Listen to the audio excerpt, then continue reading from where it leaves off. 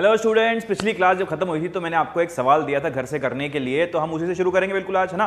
और हमने क्या सवाल दिया था आपको वो देख लेते हैं एक बार फिर से। मैं बना देता हूं यहाँ पर उसको।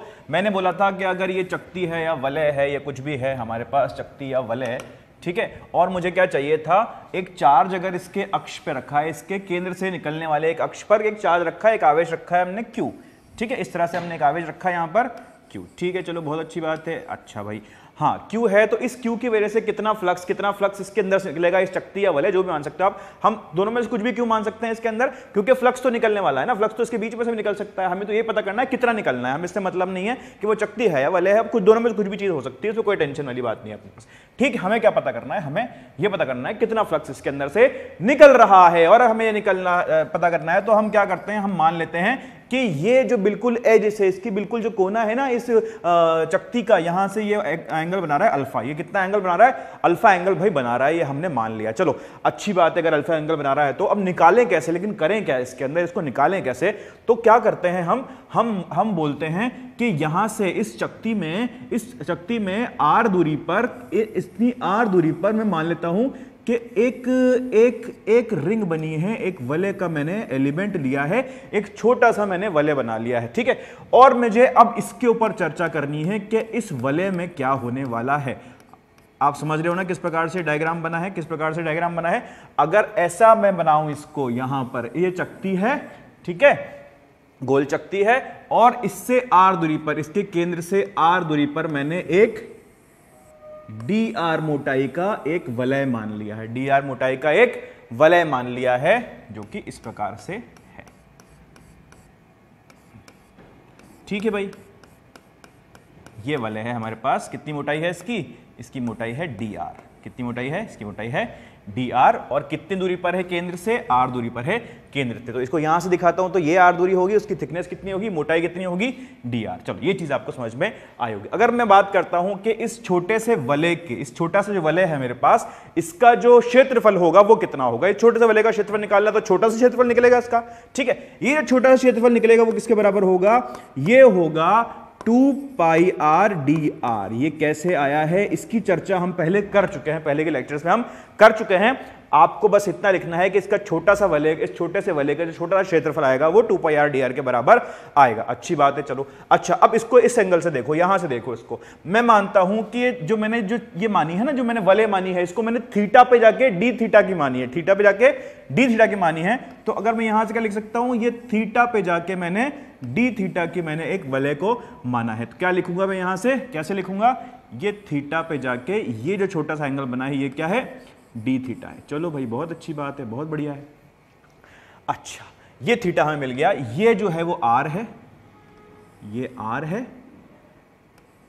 और ये दूरी हम मान लेते हैं कितनी है, एक्स है। कितनी मान लेते हैं हम, ये दूरी एक्स मान लेते हैं, ठीक है। इसको मैं थोड़ा फिर से बना रहा हूं, थोड़ा बड़ा करके बना रहा हूं, ताकि हमें आसानी से अच्छी तरह चीजें समझ में आए और कोई कंफ्यूजन ना हो, कोई कंफ्यूजन ना हो। मैं इसको बिल्कुल 15-20 टाइम जूम कर देता हूं, ठीक है। ये मेरा जूमर मैंने लगा दिया है, यहां पे ये जूमर लगाया है, आप देख सकते हो। यहां से इतनी दूरी पर, r दूरी पर हमने एक चार्ज से x दूरी पर वलय माना है, ठीक है, जिसको मैं इस प्रकार बनाऊंगा,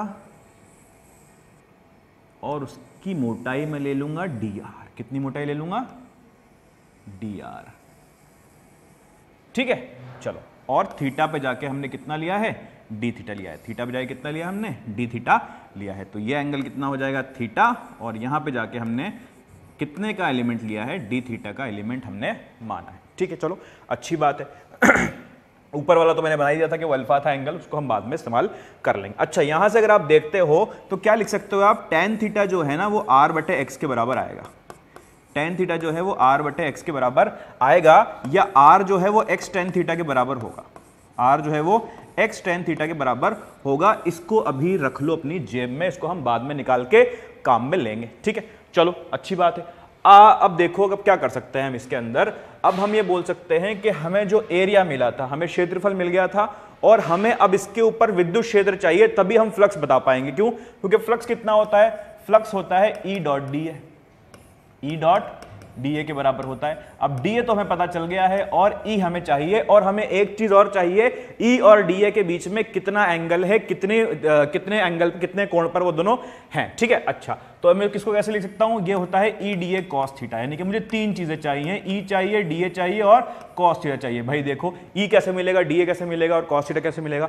अब यहां से आप देखोगे तो ये जो चार्ज है Q, इस चार्ज से इतनी दूरी पर ये छोटा सा एलिमेंट है, इसकी हम बात कर रहे हैं कि यहां पर कितना विद्युत क्षेत्र होने वाला है। तो यहां पे विद्युत क्षेत्र निकालोगे तो विद्युत क्षेत्र की दिशा जो आएगी वो इस तरफ आएगी, ये तो विद्युत क्षेत्र की दिशा आई है ना।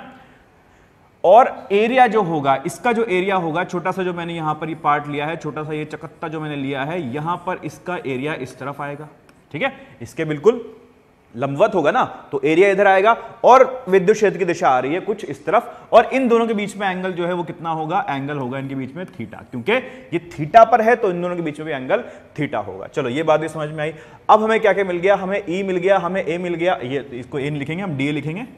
ठीक है, ये हमारा DA हो जाएगा, और हमें मिल गया क्या, E मिल गया और DA मिल गया और cos थीटा मिल गया। cos थीटा यहां से मिल जाएगा हमें, जो हमने यहां लिखा है उसको हम इस्तेमाल करके cos थीटा भी निकाल लेंगे। चलो, और E का मान क्या होगा, E का मान करता हूं तो E का मान क्या होगा, E जो होगा, E का मान होता है KQ बटे R स्क्वायर, यानी कि KQ बटे जो दूरी है दोनों के बीच में, जो दोनों बिंदुओं के बीच में दूरी है उसको हम लिखते हैं। तो अगर ये X है और ये R है, अगर ये R है ये X है, तो ये दूरी क्या होगी, ये होगी आपकी under root R square plus x square, under root R square plus x square. तो under root R square plus x square का होल स्क्वायर आप करोगे तो आपको R square plus x square ही मिल जाने वाला है। तो ये हमारे पास विद्युत क्षेत्र भी यहां पर आ गया। अब मैं इसको अगर यहां पर रखना चाहता हूं तो कैसे रखूंगा, अगर मैं यहां पर रखना चाहता हूं इसको तो कैसे रखूंगा, ये देखो मैं इसको यहां से थोड़ा सा हटा देता हूं, जगह बना लेता हूं, और मुझे चाहिए अब फ्लक्स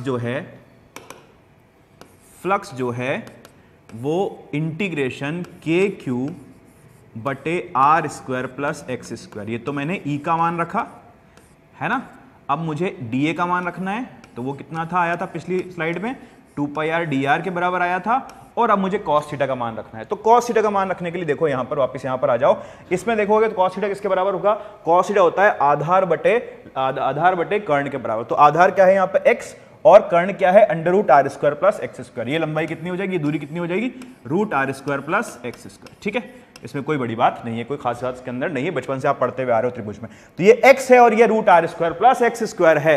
अगर ऐसा है तो फाई कितना आ जाएगा, फाई आ जाएगा आपके पास, अच्छा cos थीटा रखा नहीं हमने, cos थीटा हम रखेंगे कितना, कर्ण बटे आधार बटे लंब। आधार कितना है, आधार बटे कर्ण, आधार कितना है x, और x के नीचे क्या आएगा, root R square plus x square, root R square plus x square. ठीक है, यहां पर हमें मिल गया। अब थोड़ा इसको अरेंज करते हैं, थोड़ा काटा पीटी करते हैं ताकि हमारी चीजें आसान हो जाए। ठीक है, हम बहुत इंटेलिजेंट लोग हैं, हम ये सब करते रहते हैं। तो k को मैं क्या लिख दूं, k को मैं लिख सकता हूं 1/4 पाई एप्सिलॉन नॉट, अच्छी तरह आप जानते हो इस चीज को। तो 1/4 पाई एप्सिलॉन नॉट मैंने लिख दिया यहां पर, हाँ भाई, अच्छा, और साथ में क्या चल रहा है, ऊपर है Q और इसके नीचे क्या आ रहा है, root R square plus x square. देखो R square plus x square यहां से मिला 1 और यहां से मिला 1/2, तो मिला के क्या बन गया 3/2। यहां से 3/2 आ जाएगा मेरे पास, ये 3/2 बना दिया मैंने, अच्छी बात है भाई। अगर ये 3/2 मिल गया है तो ये क्या होगा, 2πr dr, तो यहां पर है, साथ में लिखते जाओ, 2πr dr है यहां पर, और ये x भी एक चल रहा था यहां पे, तो इस x को मैं यहां पे लिख देता हूं। तो ये पूरे टर्म्स आ गए मेरे पास, सारे मैंने अरेंज कर दिए ठीक से। अब मैं इनको काटूंगा, तो ये 2π से अगर 4π को काटूं तो 2 बार जाएगा। ठीक है, और क्या बचेगा, और क्या कुछ कट रहा है क्या, और कुछ नहीं कट रहा है, बस ये कट गया है यहां पर। इसको हम अच्छी तरह अरेंज करके अब लिखते हैं। हम क्या लिखेंगे, हम ये लिखेंगे कि, अच्छा मैं देखूंगा नीचे चला जाए, शायद जगह मिल जाएगी हमें। तो फाई बराबर QX बटे 2 एप्सिलॉन नॉट R dr, और नीचे आएगा R square plus x square की घात 3/2। ये यहां पर हमें मिल गया है। अब यहां पर देखो Q क्या है, Q तो नियत है, Q एक नियत राशि है, Q नहीं बदल सकता। X भी वो दूरी है जहां पर Q रखा है, तो ये भी नहीं बदल सकती, ये भी नियत है। ठीक है, इसमें भी कोई टेंशन लेनी बात नहीं है। एप्सिलॉन नॉट भी नियत है। R जो है, R बदल सकता है। ठीक है, R बदल सकता है, तो R सिर्फ R वाली जो राशियां हैं वो अंदर रहेंगी, R वाले जो पद हैं वो अंदर रहेंगे, बाकी सब बाहर ले सकते हैं हम, तो हम बाकी सबको बाहर ले सकते हैं। बाकी सबको बाहर ले लो भाई, क्या लिखोगे, फाई जो है वो किसके बराबर आएगा, QX बटे 2 एप्सिलॉन नॉट, अंदर क्या बचेगा, R dr, नीचे आएगा R square plus x square की घात 3/2। एक बार चेक कर लेते हैं क्या हमने पीछे भी यही लिखा था। QX/2 एप्सिलॉन नॉट बाहर ले लिया, R/dr और नीचे r² + x² की घात 3/2। अब इसको देखो, यहां पर हमने लिखा था R जो है वो x tan थीटा के बराबर है। अब इसको हम काम में लेते हैं अगली स्लाइड में। ठीक है, हमारे पास क्या आया था? हमारे पास आया था R जो है वो x tan थीटा के बराबर है। अगर मैं इसका अवकलन करता हूं तो dr किसके बराबर आएगा मेरे पास? dr बराबर x sec² थीटा। x तो नियत राशि है, ठीक है, x में तो कोई टेंशन लेने की बात ही नहीं है, x तो आप ऐसे हटा दोगे और tan थीटा का आप अवकलन करोगे तो x sec² थीटा आएगा, d थीटा मिल जाएगा आपको। अच्छा ये हुआ। अब फाई देखो, फाई कहां से कहां तक जाने वाला है? QX/2 एप्सिलॉन नॉट इंटीग्रेशन करोगे, R/dr में क्या लिखोगे? R की जगह पे क्या लिखोगे आप? x tan थीटा, ठीक है, और फिर क्या लिखोगे? dr की जगह पे आप क्या लिखोगे? x sec² theta d theta, हाँ के ना। और फिर नीचे क्या आएगा आपके पास? R² + x² की घात 3/2। तो R² ही रहेगा, R की जगह आप, मैं चाहता हूं आप R की जगह लिख दो x tan थीटा, तो वो कट जाएगा आसानी से। R की जगह पे हम क्या लिख देते हैं? x tan theta plus x², इसका भी स्क्वायर होगा तो x² tan² थीटा हो जाएगा, ये x² है, और इसकी घात 3/2 हमारे पास आ जाना चाहिए। बिल्कुल आ जाएगा। इसको सॉल्व कर दो, क्या मिलेगा? QX/2 एप्सिलॉन नॉट तो बाहर चल ही रहा है,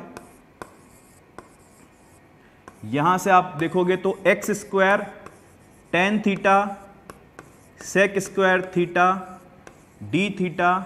अब देखो नीचे, अब देखो x² को अगर मैं कॉमन लेता हूं, तो क्या लिखूंगा? x² की घात 3/2 बाहर आ जाएगा, ठीक है, और अंदर क्या बचेगा? 1 + tan² theta, 1 + tan² theta, 1 + tan² theta, इसकी भी घात कितना? 3/2, ठीक है। अब आप देख सकते हो कि ये जो है QX/2 एप्सिलॉन को बाहर ले लो, ये जो है x tan theta sec² theta ऊपर चलेगा वैसे का वैसा,